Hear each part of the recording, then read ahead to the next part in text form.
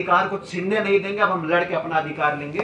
इसलिए हम सड़क पे उतर करके, कार्यक्रम तो बहुत सारा है, सरकार का भी कार्यक्रम है बहुत सारा, आप देखिएगा सेमिनार्स और वर्कशॉप भी है, लेकिन मेरा सड़क पे उतरने का मकसद यही है कि हम ये संदेश देना चाहते हैं कि हम अपना अधिकार अब छीन के लेंगे।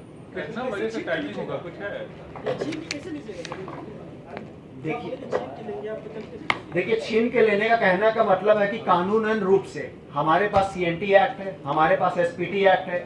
जब सीएनटी एक्ट में ये प्रावधान है कि आदिवासी का जमीन गैर आदिवासी नहीं ले सकता है, तो झारखंड राज्य में खासकर आप रांची का ही उदाहरण ले लीजिए, पूरे रांची में आदिवासी का जमीन में यहाँ 70% से अधिक आदिवासी जमीन था, कैसे बाहरी लोग आके बस गए।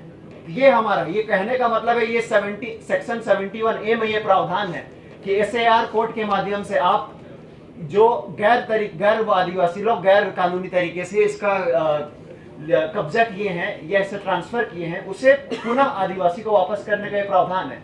तो अगर कानूनन रूप से आप नहीं जाएंगे तो हम भी कानूनन हम सड़क पे उतर करके हम दखल दिहानी की मांग करेंगे, और जितने भी आदिवासी संगठन है ऐसे विवादित जगह पे, ऐसे विवादित भूमि पे या ऐसे जो भी विवादित समस्या है आदिवासी समाज का, वहां पर जाकर हम संघर्ष करेंगे और लड़ेंगे और आदिवासी का हक और अधिकार के लिए न्याय देंगे।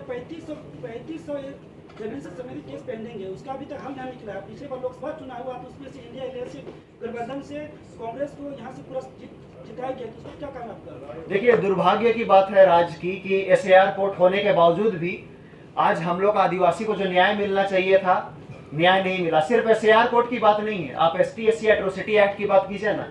आज एसटी/एससी एट्रोसिटी एक्ट में कितने केस, हजारों केस दर्ज हुआ, लेकिन कितने के ऊपर सजा हुई है? मुझे लगता है किसी के ऊपर आज तक सजा नहीं हुई।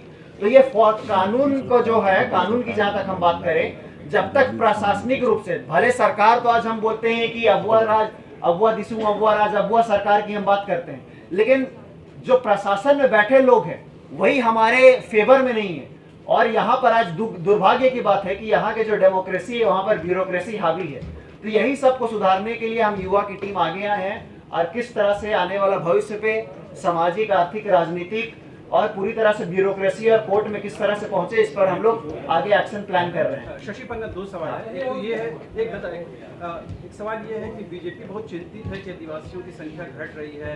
दिल्ली से लेकर रांची और पूरे देश में इस बात की गुहार लगाई जा रही है, मुख्यमंत्री सवाल किए जा रहे हैं, पत्र लिखे जा रहे हैं, साइटी गठन की मांग की जा रही है। आप लोग चिंतित है कि आपकी संख्या घट रही है? देखिए बिल्कुल ये चिंता की विषय है।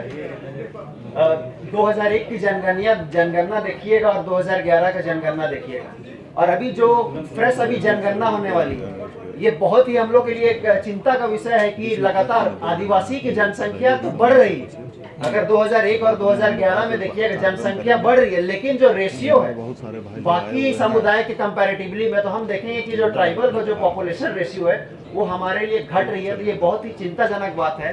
और अभी 2026 में जनगणना होने की बात है और परिसीमन होने की बात है, तो उसमें हमारे लिए बहुत ही चिंता का विषय है कि परिसीमन होगा तो ये सीट घटने की भी बात आती है। जो 2006 में आंदोलन हुआ था परिसीमन आयोग के खिलाफ, और पूरे राज्य में, पूरे देश में सभी जगह परिसीमन आयोग का रिपोर्ट लागू हुआ, लेकिन नॉर्थ ईस्ट और एक झारखंड इकलौता राज्य था जहां पर परिसीमन आयोग का रिपोर्ट लागू नहीं हुआ, और आदिवासी का सीट जो था 28 का 28 रहा। तो ये चिंता का विषय है, और इस पे हम लोग को बहुत ही विचार कर रहे हैं किस तरह इसको रोका जाए।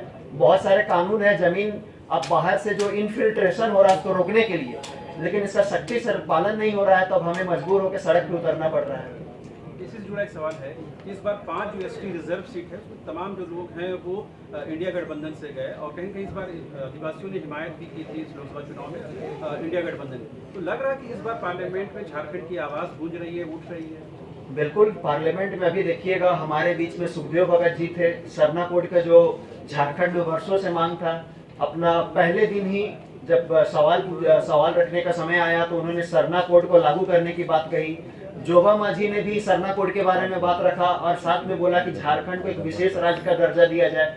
जैसे भारतीय संविधान अनुच्छेद 371 में आपका जो प्रावधान है अन्य राज्यों के लिए, 371A से लेकर के J तक आप देखिएगा सभी राज्य के लिए एक विशेष प्रावधान है। उसी तरह हमको भी लगता है कि झारखंड के यहाँ के मूलवासी और आदिवासी के लिए विशेष प्रावधान मिलना चाहिए। यहाँ जल, जंगल, जमीन और खासकर रोजगार के लिए यहाँ पर विशेष प्रावधान मिलना चाहिए और विशेष राज्य का दर्जा मिलना चाहिए। और ये बातें अभी हमारे जो सांसद है बातें रखने शुरू की हैं और मुझे उम्मीद है कि आने वाले समय और मजबूती से रखेंगे।